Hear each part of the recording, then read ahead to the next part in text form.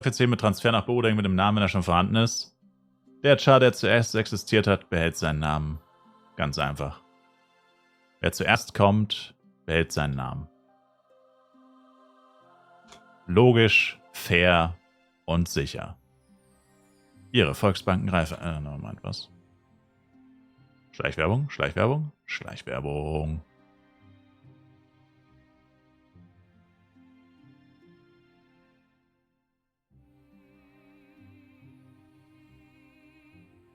Na, das ist tatsächlich ganz knorke eigentlich.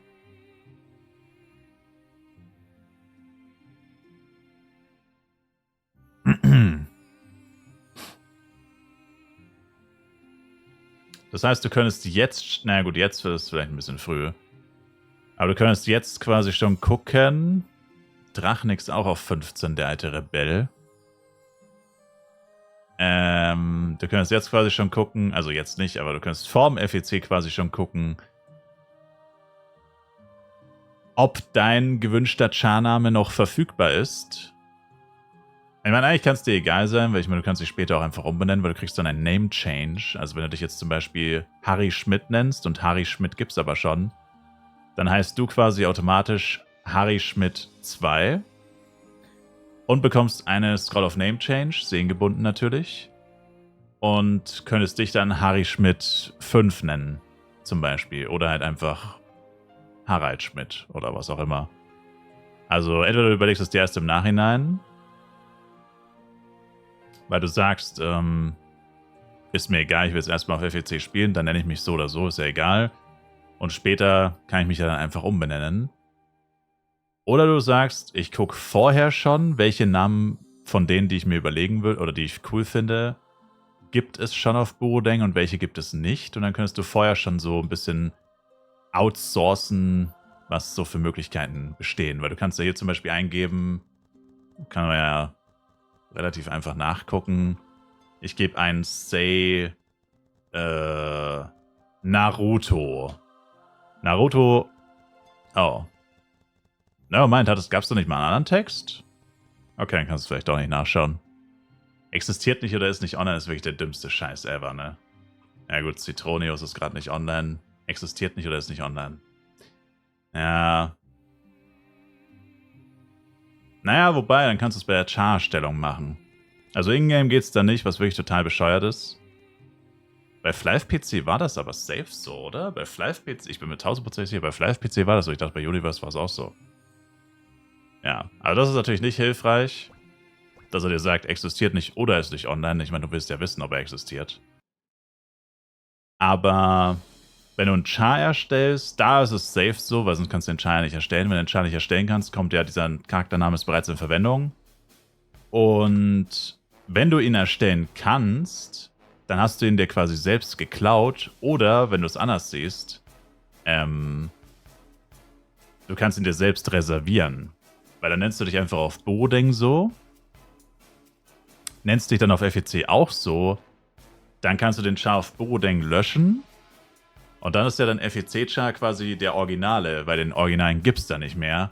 Und dann kommst du auf Borodeng zurück und kriegst den Namen.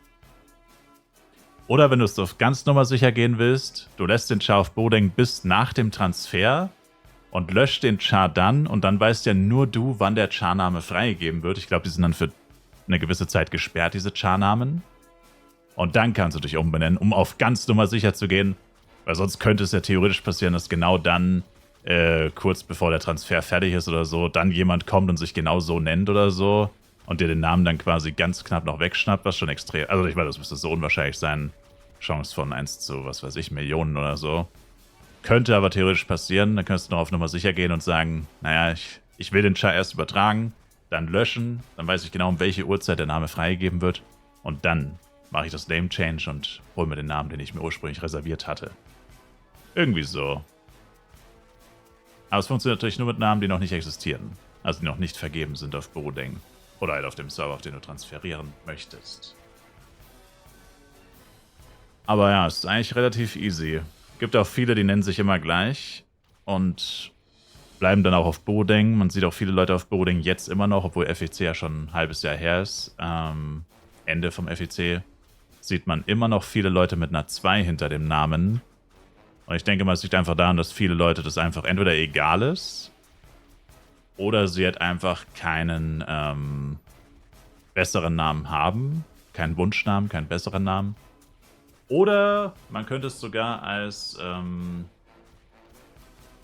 wie sagt man, als wie so inventarmäßig sehen. Dein erster Char heißt zum Beispiel Grindboy. Und dann dein zweiter Char heißt vielleicht Grindboy FEC. Dann weißt du, okay, der ist vom FEC. Und ein dritter Char heißt dann Grindboy FEC 2. Dann weißt du, der ist vom FEC 2. Und dann der dritte heißt Grindboy FEC 3. Also wenn jetzt wieder FEC startet und nennt sich wieder so, dann heißt der dann Grindboy FEC 3. Und dann kriegen die immer automatisch die nächste Nummer quasi. Und dann hast du automatisch so ein System, wo deine Chars dir quasi sagen, von welchem FEC sie sind, aber trotzdem heißen sie immer gleich quasi. Hast du dann immer die Nummer noch hinten dran. Vielleicht auch deswegen bei manchen Leuten, dass sie genau wissen, welcher Char welcher ist oder so. Das kann man sich zwar wahrscheinlich auch so merken, wenn man jeden Tag online ist. Sollte man das auch so wissen. Aber ja. Ich meine, ich habe meine Chars auch tatsächlich erst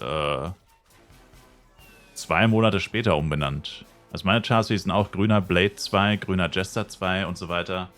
Und ich habe sie erst nach 2, 3 Monaten umbenannt. Es war mir auch eine lange Zeit egal. Und dann an einem Abend dachte ich mir einfach, naja komm, jetzt habe ich gerade eine Idee für neue Char-Namen. Und dann habe ich sie umbenannt.